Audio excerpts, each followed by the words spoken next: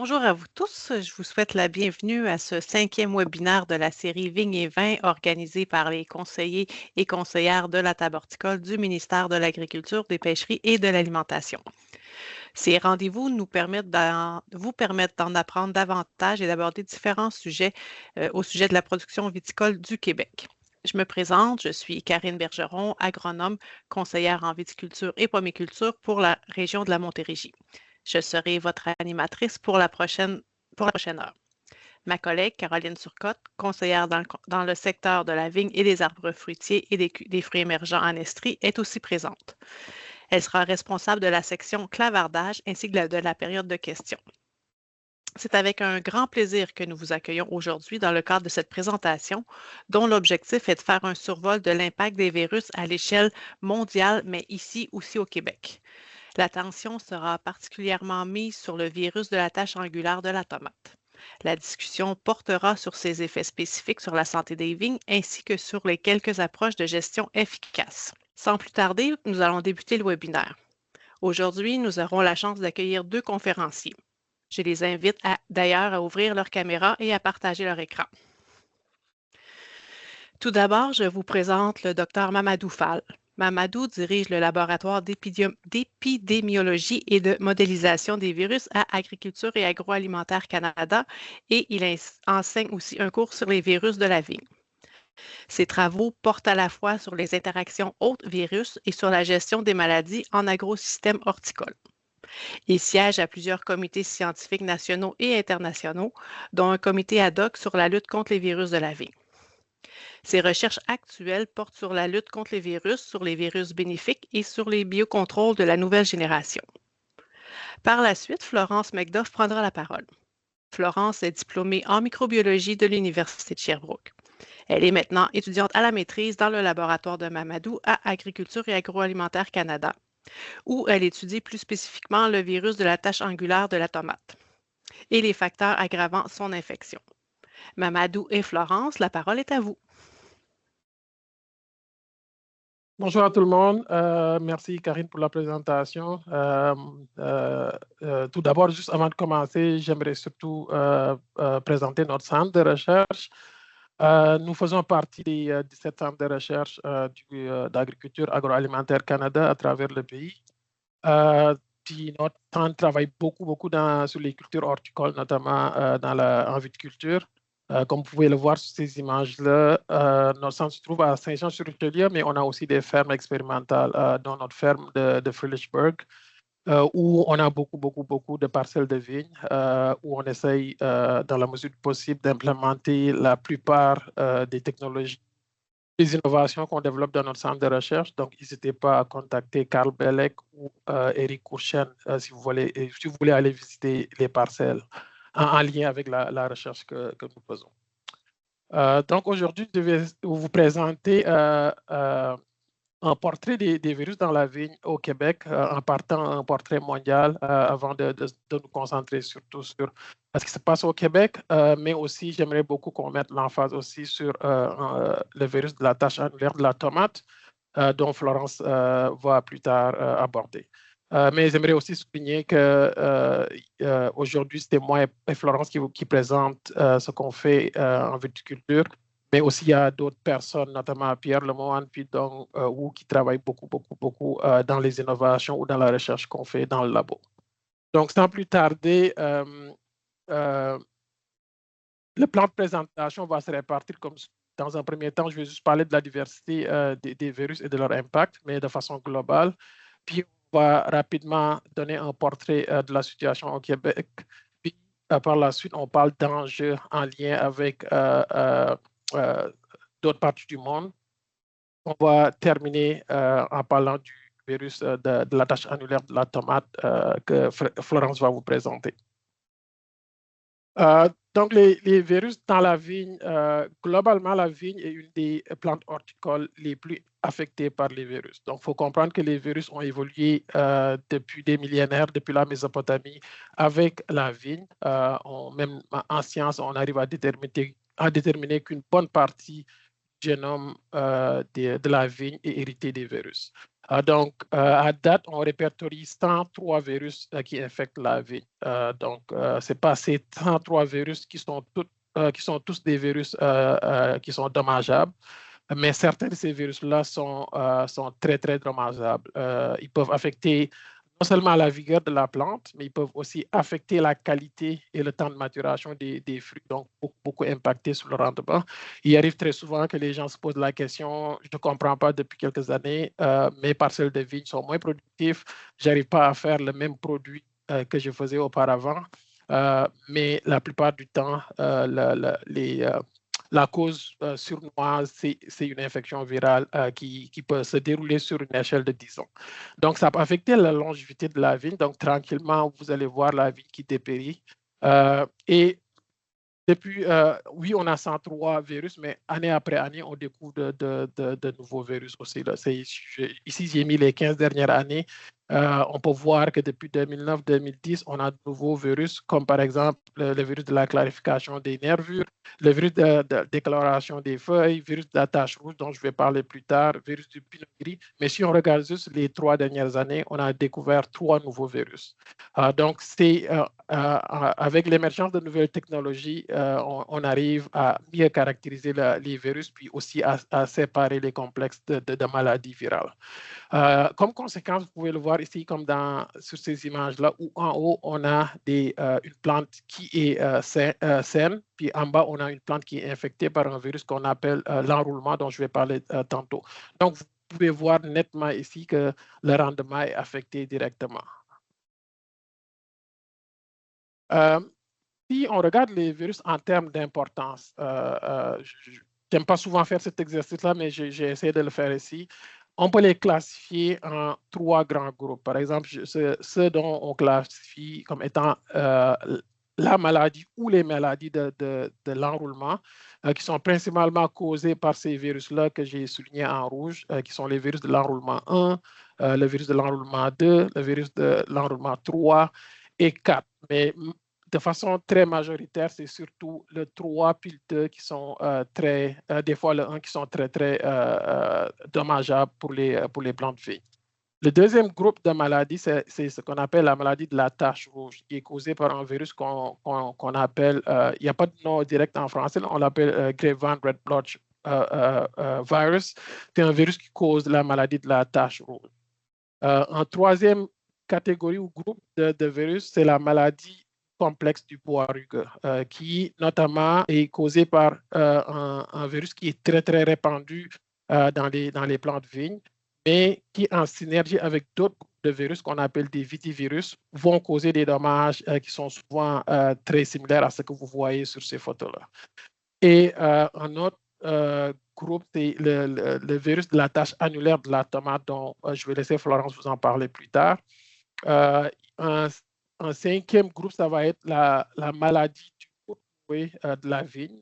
Ça, on est encore très content et satisfait que pour l'instant, on ne l'a pas au Canada. Donc, on continue à surveiller pour éviter que ça rentre. D'où l'importance de s'assurer que les plants qu'on fait rentrer dans le pays ou dans la province sont certifiés. Mais ça, on va y revenir plus tard.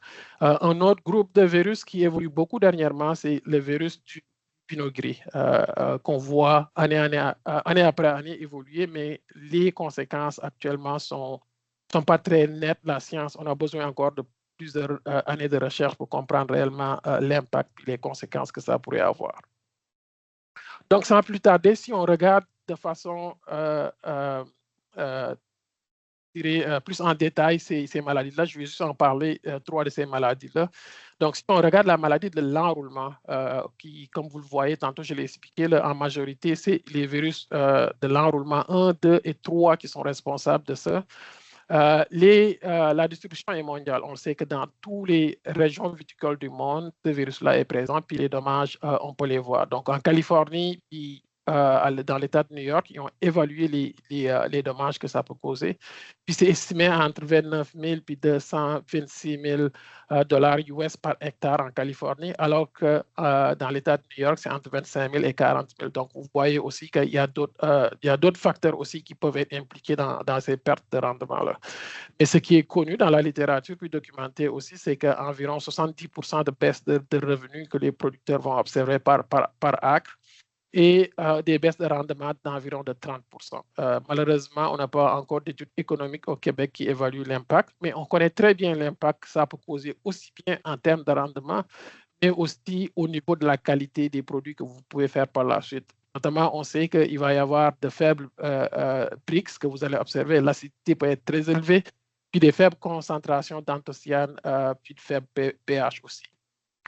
Donc, ce qui engendre mauvaise qualité de vin qu'on va pouvoir faire par la suite. Comme une étude qui a été faite à Washington a montré qu'à l'œil nu, on pouvait distinguer le vin d'une plante de vigne qui est saine versus le vin d'une plante de vigne qui est affectée.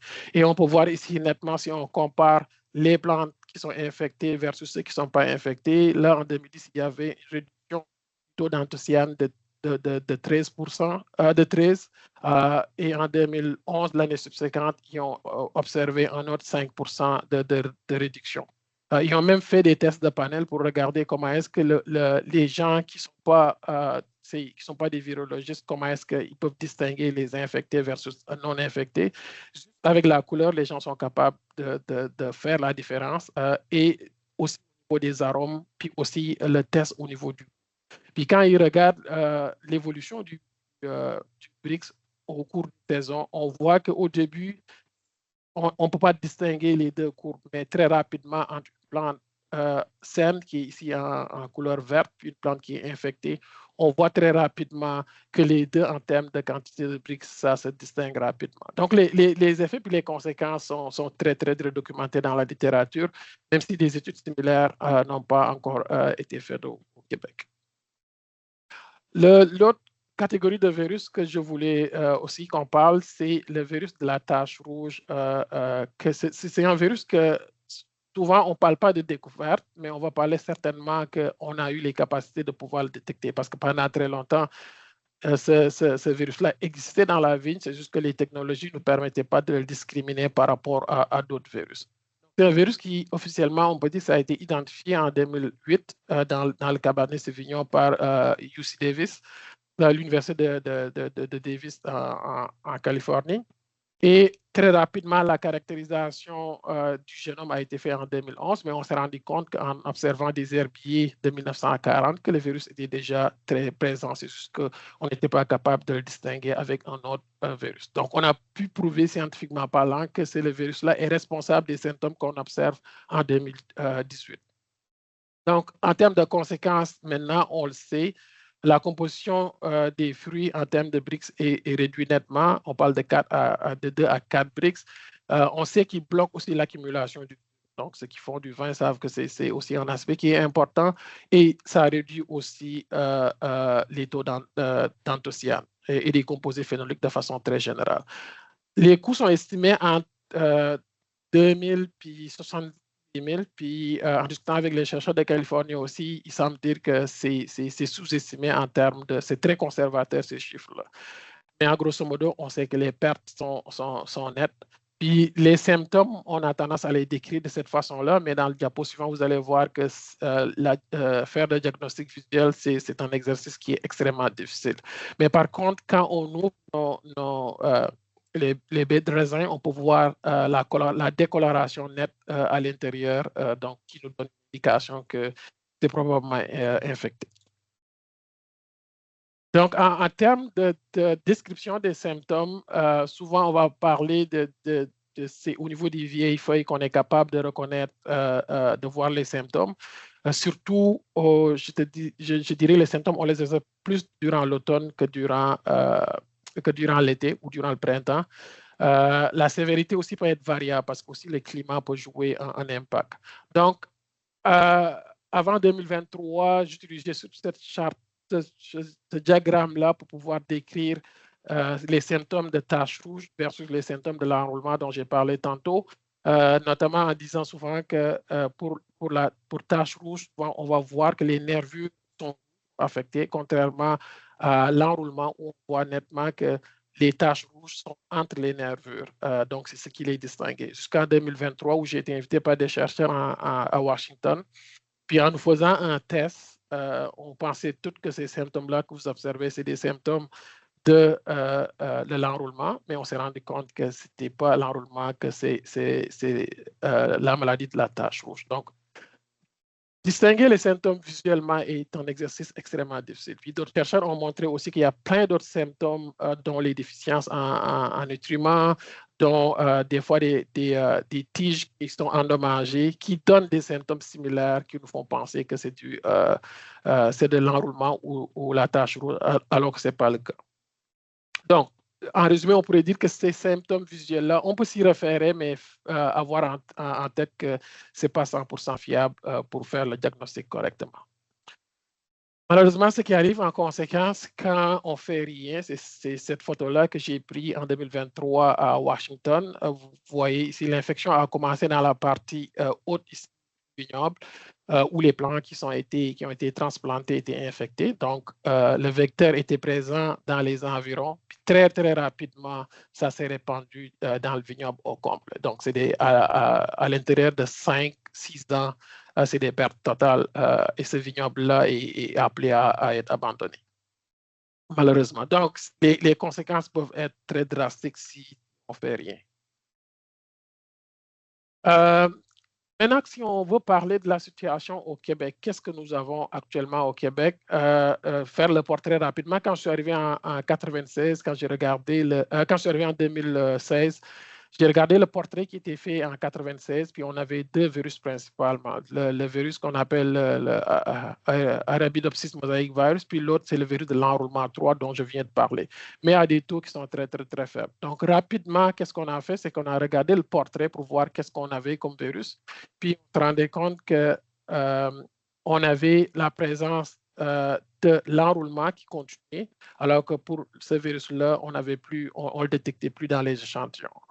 Mais quand j'en ai parlé avec les conseillers, ils m'ont fait comprendre aussi que la répartition de l'échantillonnage qu'on a fait n'était pas représentative à l'échelle du Québec. Donc, en parlant de représentativité, il y a cette carte du ministère-là qui est produite. Et certains des conseillers aussi me disent que ce n'est pas 100% représentatif, mais cette carte-là représente le nombre de producteurs par rapport aux régions,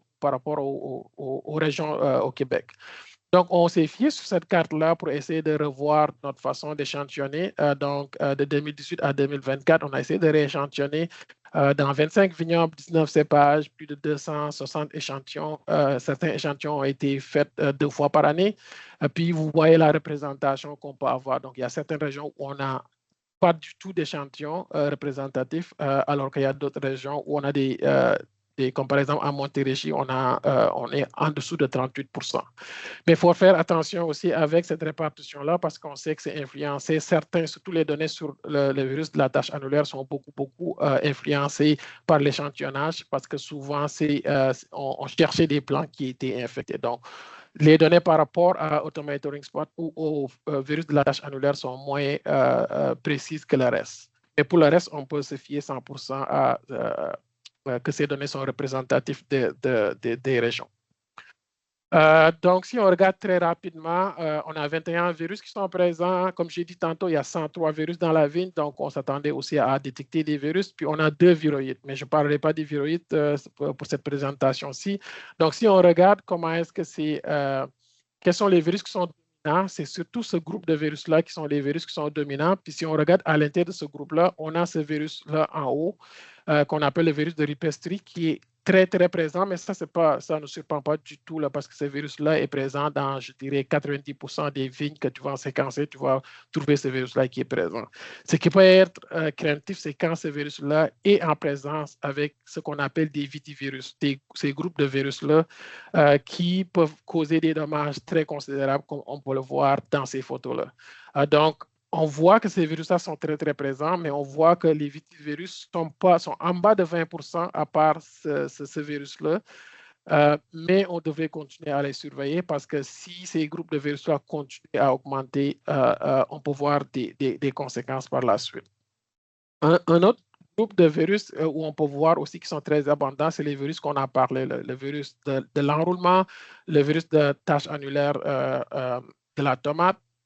On peut voir aussi le virus du pylori qui aussi dépasse les 20%.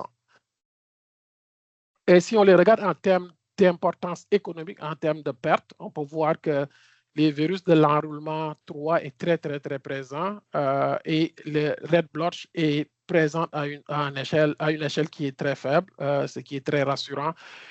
Et le virus d'attache annulaire est très, très présent, mais comme je dis, il y a un certain biais dans l'échantillonnage qui a été fait pour ce virus-là. Le deuxième virus de l'enroulement, ici aussi, on voit qu'il est très présent dans nos échantillons qu'on a collectés. Si on les répartit en termes de groupes de maladies, les virus sont associés au complexe du bois rugueux, comme j'ai parlé tantôt, puis on les répartit en termes de cépage. On peut voir qu'il y a certains, pour ce groupe de virus-là, c'est en grande majorité Vidal qui est affecté. Le Vidal est très, très affecté par le virus de Rupestri. Mais on peut voir qu'il y a aussi les pinots noirs qui en ont, puis les chardonnays. Puis on peut voir que pour les virus de vitivirus dont je parle, qui ne doivent pas être présents en fonction de ce virus-là, on voit qu'ils sont très rarement présents, ce qui est rassurant. Mais il ne faudrait pas qu'ils rentrent dans l'équation parce que, comme je dis, dès qu'ils rentrent dans l'équation, on peut avoir un cocktail qui va amener aux symptômes qu'on décrit ici. On regarde la deuxième catégorie qui sont les virus de l'enroulement. On peut voir aussi en grande majorité que Vidal est lourdement affecté. Mais on peut voir qu'il y a d'autres cépages aussi qui sont affectés, comme ici le pinot noir. Et ces cépages-là, contrairement à Vidal, sont très, très, très sensibles, puis vont réagir rapidement. Si on regarde le complexe de la dégénérescence qui est causé par le virus d'attache annulaire, je vais laisser Florence en parler plus tard, mais on peut voir aussi que plusieurs cépages sont affectés. Regarde ce que j'appelle les nouvelles maladies qui sont apparues dans les années depuis 2010. On peut voir que le red blotch, qui fait beaucoup de dommages ailleurs dans le monde, est très peu présent, ce qui est très, très rassurant. Mais on devrait continuer à le surveiller. Puis le virus du pinot gris qui reste à évaluer parce qu'on ne connaît pas très, très bien sa biologie encore. Puis le reste des virus qu'on a ici, on sait qu'ils sont présents au Québec, mais pour l'instant, la science n'est pas très, très claire. Qu'est-ce qu'ils font à la vie? Donc, pour l'instant, on continue à les surveiller sans pour autant que ça nous inquiète trop. Donc, si on regarde le portrait, par exemple, maintenant à partir des groupes de virus, mais dans les grandes régions du Québec, pour retourner à la carte que je vous ai présentée au départ, on peut voir que pour certains virus, comme les virus de l'enroulement, c'est surtout beaucoup, beaucoup en Montérégie qu'on les trouve, puis au niveau de l'Estrie qu'on trouve ces virus-là sont très, très présents. Si on regarde un autre groupe de virus qui est celui de la tache rouge, qui est peu fréquent au Québec pour l'instant, puis que c'est un virus qui est très dommageable, on voit aussi c'est encore en Montérégie que c'est très, très dominant. Si on regarde pour les virus de l'attache annulaire, je vais laisser Florence en parler, mais on voit que Chaudière-Appalaches puis Montérégie sont très, très, très affectés par ce virus-là. Et si on continue avec le nouveau virus du pinot gris, on voit aussi que c'est encore Montérégie, Estrie, puis Chaudière-Appalaches qui sont les régions les plus affectées. Donc, ces enjeux-là, comme je les ai expliqués, ce pas des enjeux qui sont juste spécifiques au Québec, c'est des enjeux qui sont mondiaux. Puis récemment, j'ai eu la chance de faire partie d'un groupe de chercheurs qui ont été mandatés par le département d'agriculture de la Californie, puis le National Academy of Science des États-Unis pour regarder le portrait spécifique de 2 virus aux États-Unis, puis les solutions probables qu'on pourrait trouver, puis quel type de recherche qu'on devrait faire. Le mandat de ce groupe-là était parmi d'autres point de regarder là où on manque de connaissances en premier. Dans un deuxième temps, de regarder où est-ce qu'on peut faire des avancées significatives pour régler les problèmes du virus de l'enroulement puis du virus de la tache rouge. Et de regarder aussi la recherche qui pourrait, dans un court terme, donner des solutions de gestion rapide aux producteurs. Et de regarder aussi les outils génétiques qui pourraient nous aider à trouver des solutions optimales. On a eu, je n'ai pas le temps dans cette présentation de parler en détail de ce rapport-là, peut-être dans une autre présentation, je pourrais le détailler, mais on a eu 88 conclusions et 64 recommandations dans ce livre de consensus qu'on a publié au début de l'année 2025, qui est disponible gratuitement si les gens veulent le lire. Mais en grosso modo, si on regarde parmi ce qu'on recommandait ou les points qu'on notait, où j'aimerais attirer l'attention, un des premiers points qu'on a noté, c'est d'avoir des plants certifiés, des plants quand on implante un vignoble ou qu'on achète des plants de vigne, de s'assurer que ces vignes-là sont exemptes de virus. Parce que dans la majorité des cas, c'est lors de la plantation qu'on plante des virus qui sont infectés à la base. Dans le cas où on a des virus qui sont infectés, on sait que ce qui est optimal, c'est la détection hâtive de ces virus-là, puis l'arrachage rapide de ces virus-là dans nos vignobles. Notamment, il y a d'autres points qui sont importants, mais je trouvais à juste rapidement les souligner. C'est aussi la gestion optimale des vecteurs, certains types de biocontrôle qui semblent donner des résultats qui sont prometteurs, une gestion à l'échelle d'une province ou à l'échelle d'un pays serait plus optimale, et aussi les outils de protection croisée aussi. Et surtout le dernier point que j'aimerais surtout beaucoup insister, c'est l'éducation pour le transfert de technologie.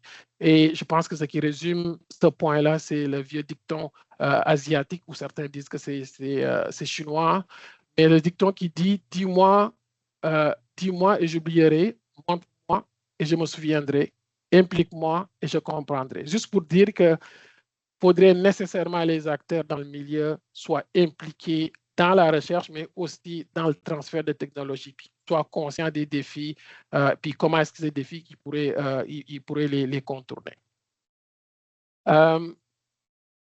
Donc, si on parle de termes de gestion, pour faire suite à ce proverbe chinois-là, dans la gestion de l'enroulement, c'est divisé en deux étapes. La première étape, c'est avant plantation, puis la deuxième étape, c'est après plantation. Avant plantation, comme je l'ai dit tantôt, l'aspect le plus important, c'est d'être sûr qu'on a des plants qui sont certifiés.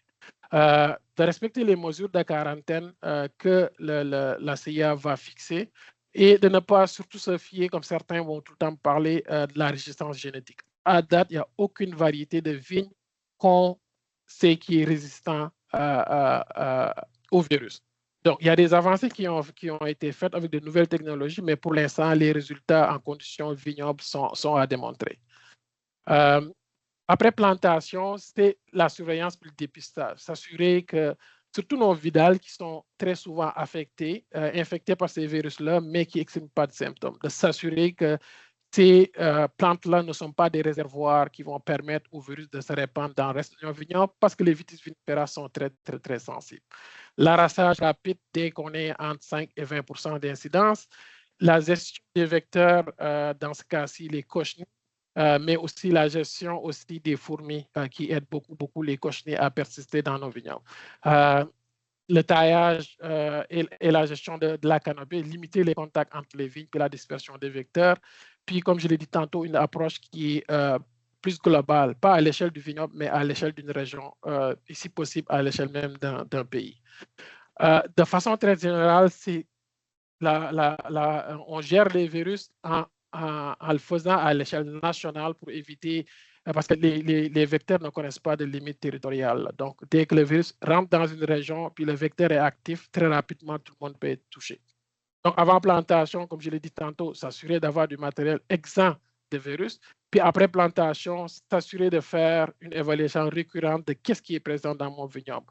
Souvent, on peut prendre beaucoup d'échantillons en même temps pour le faire tester. Puis si l'échantillon total est sorti positif, là, on peut tester de façon spécifique pour limiter les coûts que ça va engendrer. Mais comme je l'ai dit dans une publication en français, la prévention dans la gestion des virus, c'est la solution la plus optimale. Ce n'est pas comme les champignons ou les bactéries où on peut avoir des solutions phytosanitaires pour les gérer.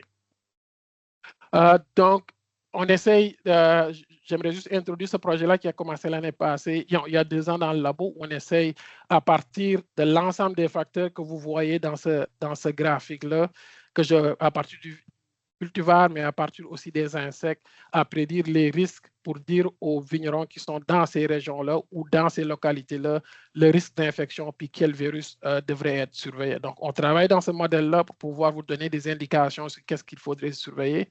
Puis, on espère dans les prochaines années, on va pouvoir vous revenir avec une solution qui va vous aider dans la gestion de ces virus-là.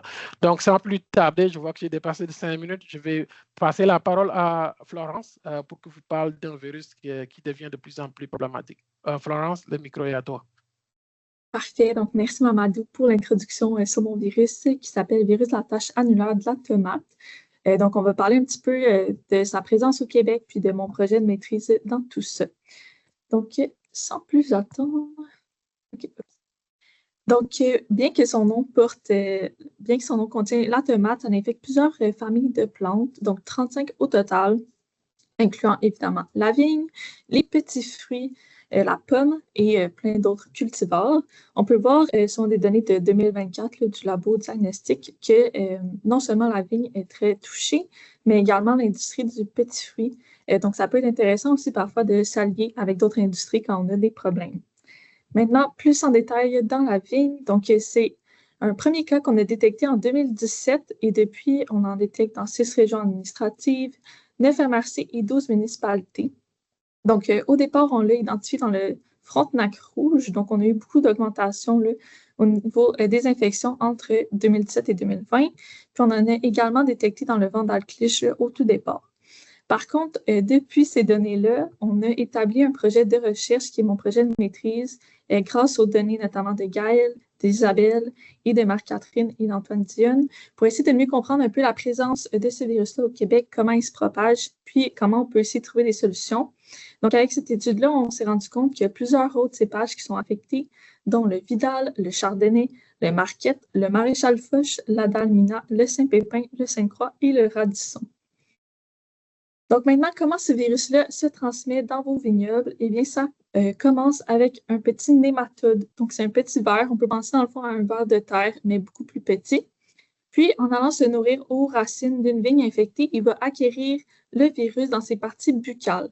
Donc, quand il va ensuite aller se nourrir d'une autre vigne, il va pouvoir transmettre le virus avec sa partie buccale, dans le fond, en injectant dans les racines d'une vigne qui va être saine.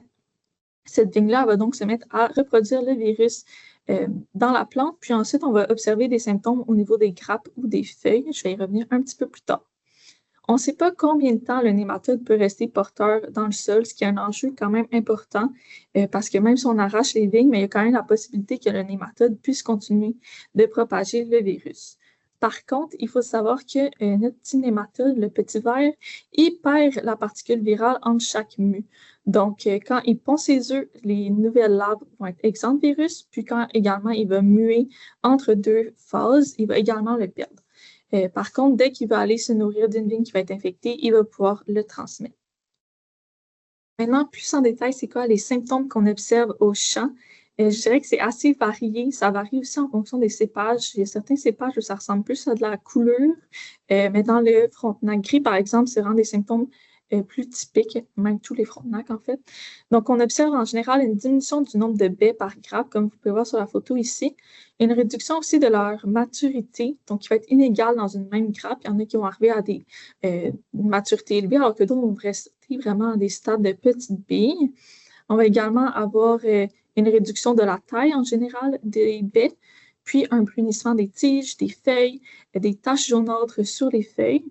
Puis, en général aussi, l'aspect du plant peut être un peu rabougri ou encore une croissance qui va être retardée de la vigne. Donc, maintenant que je vous ai donné un petit peu de théorie sur comment on peut le diagnostiquer visuellement, je me suis dit que ça serait un bel exercice pour vous d'essayer de tester si vous êtes capable de le détecter visuellement. Donc, si on prend le cas en A, j'aimerais ça que vous utilisiez la fonction « Lever la main » si vous pensez qu'il est positif. Vous pouvez également écrire dans le chat. Donc, je vais vous laisser quelques secondes pour y réfléchir, puis voir s'il y en a qui osent lever leur main ou non. Et on va attendre un petit peu. OK. Donc, le A était positif. Donc là, vous avez peut-être vu la réponse pour le B. Mais dans le fond, le A, c'est un plant qui est asymptomatique, mais lors du dépistage, on s'est rendu compte qu'il portait quand même le virus. Donc, parfois, ce n'est pas seulement des symptômes visuels qui vont nous permettre de déterminer si un plan est positif ou négatif.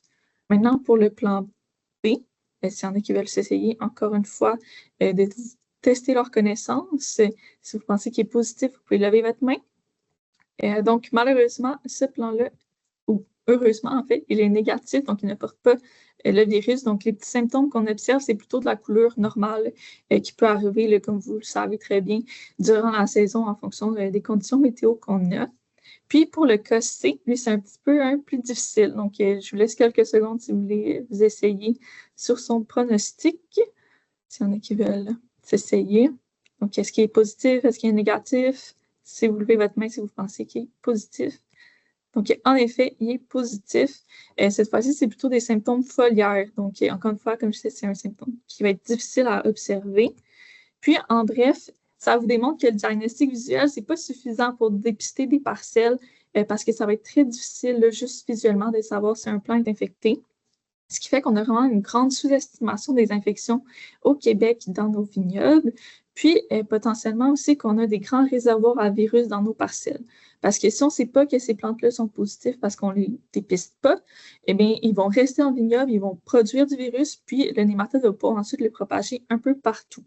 Donc, d'où l'importance d'utiliser le labo auquel vous faites affaire ou le labo du MAPAC pour faire du dépistage préventif quand vous n'êtes pas certain si votre plante est suspecte ou non. L'importance aussi de se promener dans les parcelles, de regarder autant pour les vignerons que pour les conseillers et agronomes, d'être un peu proactifs sur le fait que peut-être ces plantes-là suspectes, il faudrait les tester pour être certain. Mais également d'utiliser des vignes certifiées pour s'assurer qu'on n'apporte pas des virus dans notre vignoble, puis diminuer nos chances d'avoir des problèmes dans la suite, donc plus tard. Maintenant, je vais présenter quelques résultats préliminaires de mon étude. Donc, c'est un portrait de la sévérité de notre virus, donc le virus de la tache annulaire de 2024 à 2025. Donc, en 2024, on peut voir que dans les régions de la capitale nationale, du centre du Québec ou Chaudière-Appalaches et de la Montérégie, c'était plutôt des infections qui étaient localisées. Donc, on avait des foyers où c'était très sévère, mais en général, la sévérité qu'on observait était plutôt entre le 30, voire même 20% de sévérité, ce qui est quand même pas si mal. Par contre, on peut voir qu'en 2025, on a ajouté des nouvelles régions comme l'Estrie, puis les Laurentides, mais qu'on a quand même une augmentation globale de la sévérité qui est plutôt autour de 40%.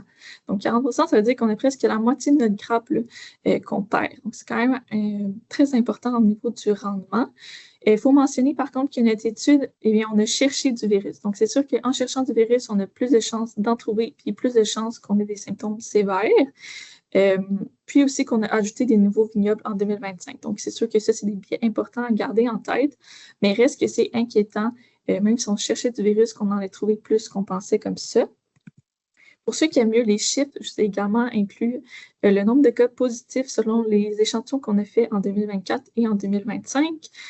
Donc, je tiens à mentionner aussi pour l'échantillonnage, on essayait de trouver des plantes qui étaient symptomatiques, donc qui semblaient avoir des symptômes, puis d'autres plantes qui semblaient, eux, plutôt saines. Donc, quand même, de voir que presque le 3/4 de nos échantillons étaient positifs, c'était encore une fois très inquiétant.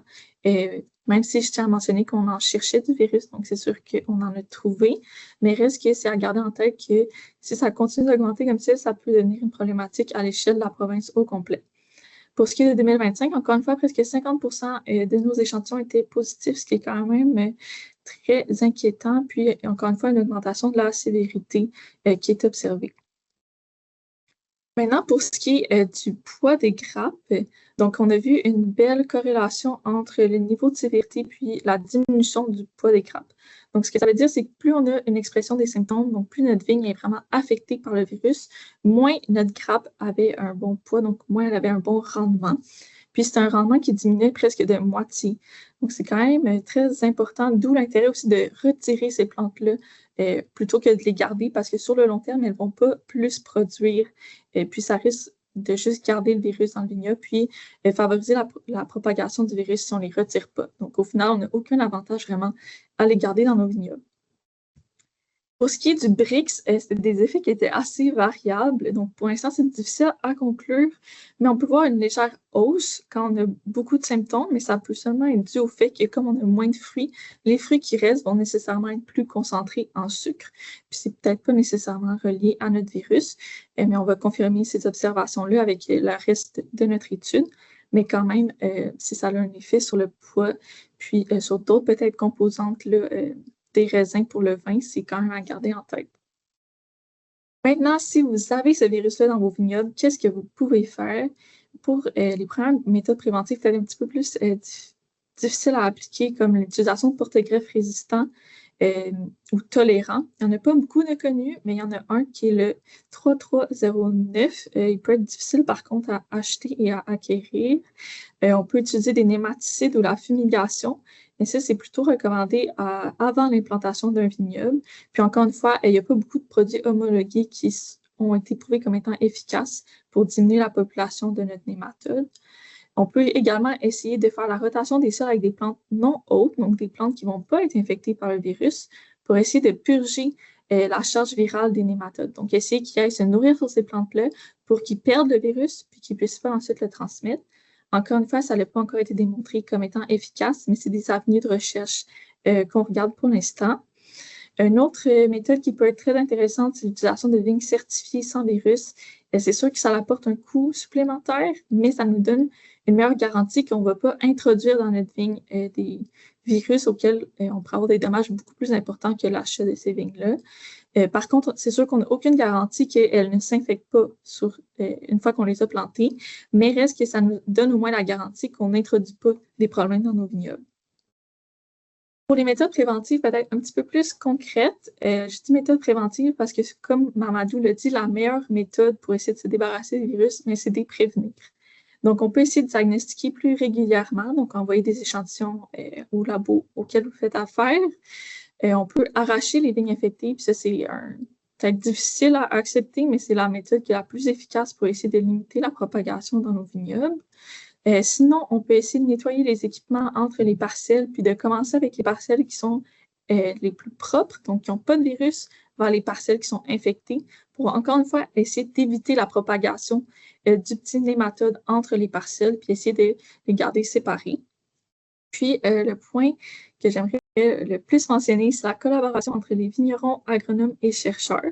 Donc, entre vignerons, ça peut être intéressant de collaborer ensemble, de voir qu'est-ce qui fonctionne pas, puis d'essayer de s'entraider, parce que comme vous avez vu, au final, c'est un enjeu qui devient plutôt provincial, là, et c'est quand même un virus qu'on retrouve partout au Québec. Donc, vous n'êtes pas les seuls à avoir ce virus-là. D'où l'intérêt peut-être de se réunir, puis aussi peut-être de collaborer avec d'autres industries, comme l'industrie des petits fruits qui, eux aussi, ont des problèmes pour essayer de trouver des solutions qui vont être efficaces. Ensuite, collaboration entre vignerons, agronomes et conseillers, d'essayer de dire que vous avez des problèmes, d'essayer de vérifier dans vos parcelles plus régulièrement, de diagnostiquer, mais également de nous transmettre à nous vos problématiques. Si vous voyez des plantes qui sont suspectes, que vous avez des questions, c'est super intéressant aussi de nous en parler à nous pour qu'on puisse élaborer des projets de recherche qui vont vous aider, vous, sur le terrain. Donc, c'est sûr que si nous, on n'est pas au courant des problématiques, c'est difficile après de pouvoir vous aider. Donc, c'est sûr que ça, c'est un point super important à garder en tête. Donc, si jamais ça vous intéresse, on fait une petite étude, là, c'est un petit questionnaire d'à peu près 10 questions pour essayer de voir s'il y a des pratiques agricoles qui peuvent expliquer, dans le fond, la propagation du virus dans nos parcelles. Donc, si jamais ça vous intéresse, le lien va être là. Et il va être également envoyé un petit peu plus tard. Puis, j'ai inclus également nos 2 courriels. Donc, si jamais vous avez des questions ou vous avez des problématiques que vous aimeriez ça qu'on regarde, c'est sûr que ça peut être intéressant de nous écrire également. Donc, on aimerait remercier tous les organismes. Donc, on ne va pas tous les mentionner, là, mais notamment le RAP, le MAPAC, et puis également tous les agronomes, conseillers et surtout les producteurs qui ont voulu collaborer avec nous dans ce projet.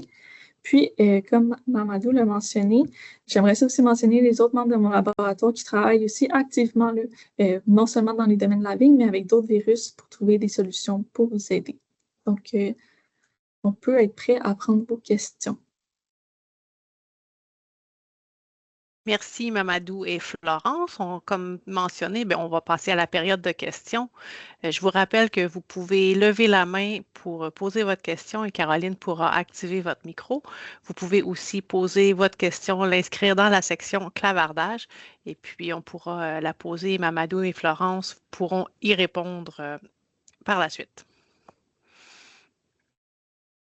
Parfait. Pour l'instant, on a une question de Alexander Campbell.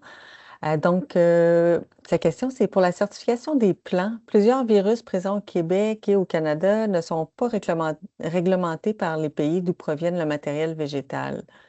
Le GPGV, par exemple, n'est pas réglementé en France. Donc, est-ce que ça pose un enjeu? Ça, c'est sûr. Là, on a eu récemment un congrès avec des chercheurs, je dirais, venant des grandes régions viticoles du monde, notamment les États-Unis, les Européens, Australie, Nouvelle-Zélande. Puis ça, c'est une des questions là, qu'on se pose là, parce qu'il n'y a pas une uniformité de qu'est-ce qui est réglementé, mais il n'y a pas une uniformité aussi de qu'est-ce qui est certifié. Donc, c'est sûr que c'est pour ça qu'on a essayé très souvent aussi de présenter les virus avec ceux qui ont le plus gros impact en termes économiques, notamment l'enroulement, le virus de la tache rouge et le virus de la tache annulaire de la tomate.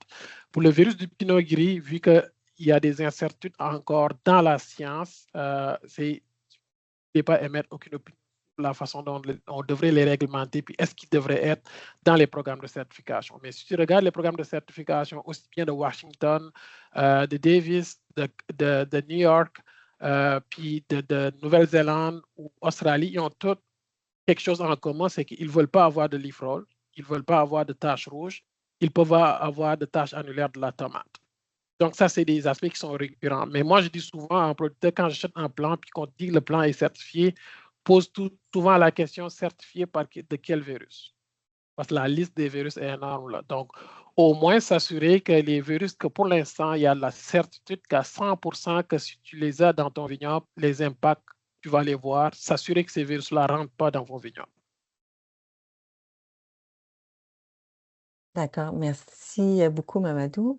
On avait une main levée de Valérie Thibault. J'ai activé, en fait, je vous ai autorisé à ouvrir votre micro, donc vous pourriez ouvrir votre micro et poser votre question.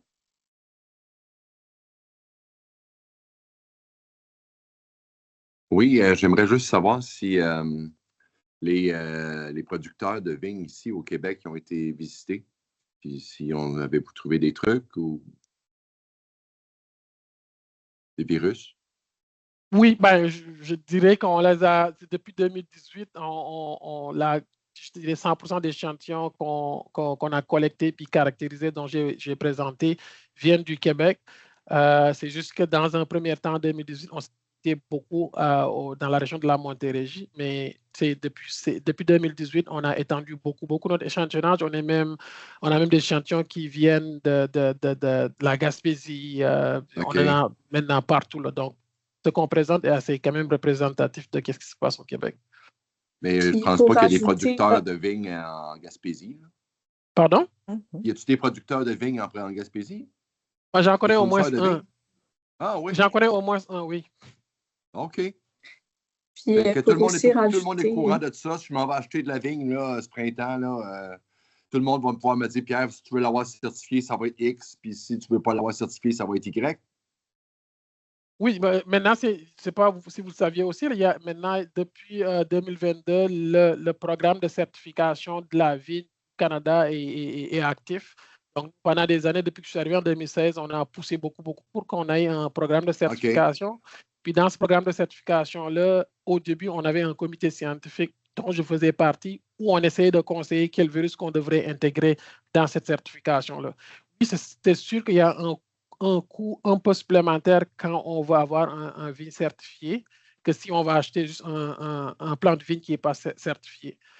Mais pour moi, le coût en vaut la peine. Puis, en discutant avec mes collègues des États-Unis ou de l'Europe, on voit nettement la différence entre des plants certifiés versus des plants qui ne le sont pas. Là. Donc, oui, il y a un coût additionnel, mais ça vaut la peine. Ben oui, si tu ne veux pas avoir de problème. Là. OK. Merci. Puis pour rajouter aussi, mon étude est seulement faite avec des vignerons du Québec. Donc pour l'instant, on a environ 14 vignobles qui collaborent avec nous. Puis on OK, cherche mais d'autres moi, c'est personnes qui seraient intéressées à joindre l'étude aussi, là. moi, c'est pas tant les vignobles, mais plus ceux qui produisent les plants.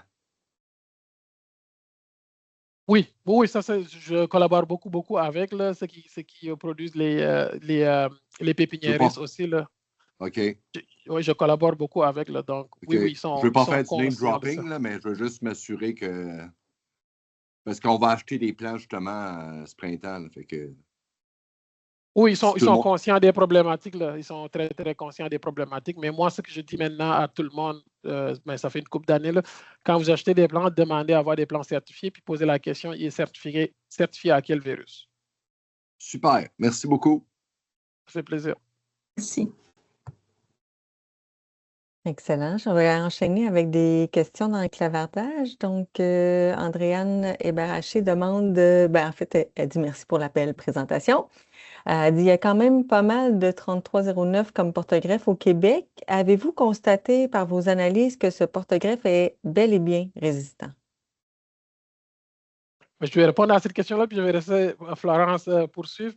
Mais comme je l'ai dit là, dans ma présentation, on n'a pas de preuve scientifique de la résistance de la vigne contre des virus. Ce qu'on a des preuves, c'est la tolérance. Donc, la tolérance est différente de la résistance. Souvent, les gens vont confondre une tolérance versus une résistance.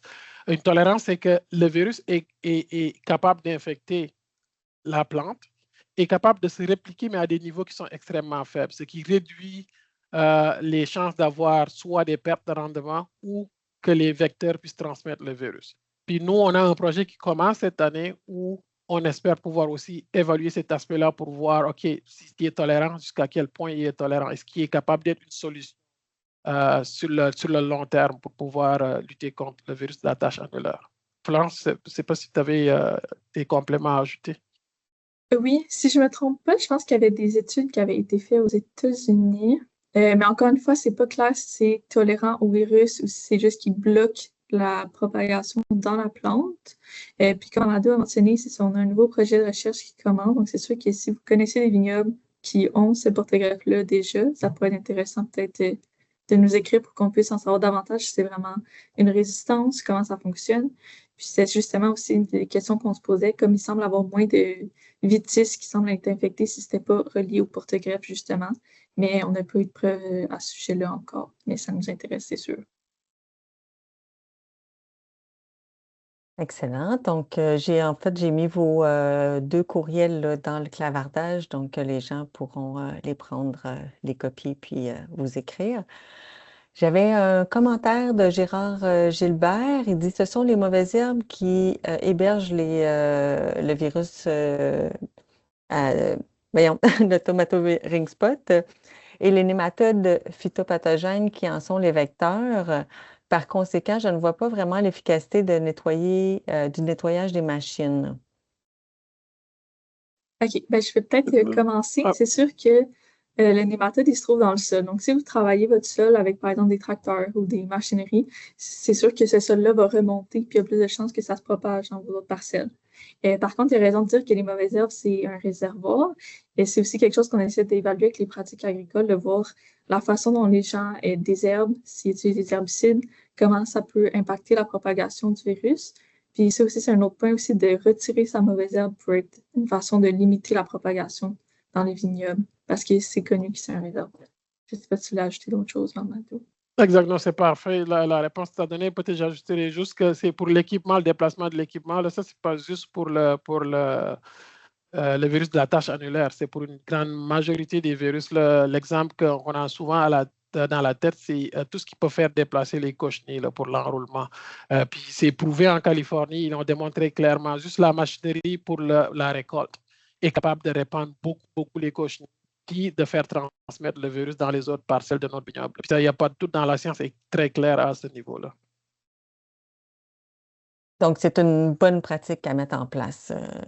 Exact. Ouais. Parfait. Pour l'instant, je n'ai pas d'autres questions dans le clavardage. J'ai Evelyne, je pense, qui a mis un lien vers la certification, là, le CGCN. Je ne sais pas s'il y a d'autres personnes qui auraient des questions à main levée. Moi, j'en aurais une, s'il n'y a pas personne d'autre qui veut se manifester. Comme on a plusieurs vignes hybrides, est-ce qu'on risque d'avoir des problématiques virales différentes des autres secteurs, des autres provinces? Puis comment leur accorder assez d'attention pour vu qu'on est tout petit là, dans le monde de la viticulture? C'est une question très, très intéressante. Là, puis je pense que depuis 2018, j'en parle parce que malheureusement, les hybrides qu'on a sous Vidal et autres là, sont très peu étudiés comparativement aux autres. Puis, tout le monde le sait, là, la Colombie-Britannique a fait la transition des hybrides versus les Vitis vinifera dans les années 90. Puis, si tu parles, je pense que même le Conseil du vin et du Québec sont allés visiter la Colombie-Britannique. Puis, ils leur ont clairement dit, dans la transition, de prêter attention aux maladies virales, là, parce qu'on n'étudie pas beaucoup le Vidal. J'essaie de faire le peu qu'on est capable de faire, mais on sait que Vidal semble avoir une tolérance plus grande aux infections virales que les autres, que les Vitis vinifera. Donc, les craintes, c'est souvent quand on fait la transition vers les Vitis vinifera, puis qu'on garde nos plants nos parcelles de Vidal, puis que le vecteur est présent, que ce soit activement. Puis là, on va le voir tout de suite les conséquences dans les Vitis vinifera. Là. Mais bon, on essaie de le faire. Puis c'est qu'il y a d'autres collègues aussi à l'étranger qui sont intéressés aussi à regarder plus près le Vidal, puis sa tolérance par rapport au virus. Eh bien, je vous remercie beaucoup, Mamadou et Florence, pour la présentation et pour le temps que vous avez pris pour répondre aux questions. Pour l'instant, ça fait le tour. Karine, je te laisse. Ah, attends un petit peu, on a une question. Hein, c'est ça, quand on arrive vers la fin. Juste un instant, je vais ouvrir le micro de Gérard Gilbert qui a une question.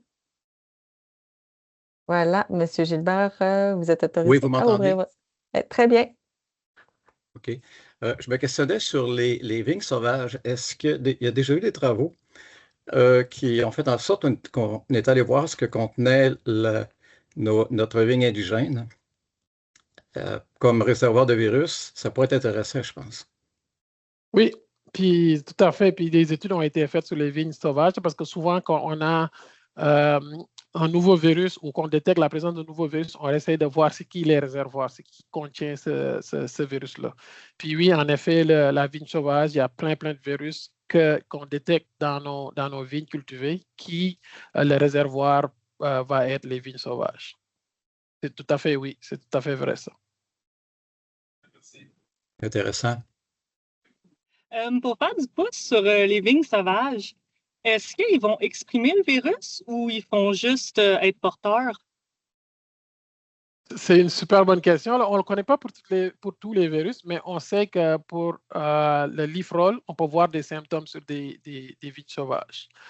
Mais ce qui a poussé à plein de chercheurs aussi à retourner regarder la génétique de ces vignes-là pour voir s'il y a des gènes peut-être que dans la domestication qu'on n'a pas regardé. Mais oui, pour certains virus comme le leaf roll, je n'ai pas les autres en tête. Oui, on peut voir de temps en temps les symptômes dans la vigne sauvage. OK, merci. Entre-temps, Mamadou et Florent, je vous remercie pour cette très belle et instructive présentation, puis toutes les réponses aux nombreuses questions qui ont été posées. Merci à vous tous d'avoir participé depuis le début jusqu'à la fin. Nous vous souhaitons une excellente journée, une très bonne saison 2026, et puis on se revoit en 27. Bonne journée. Merci. Merci.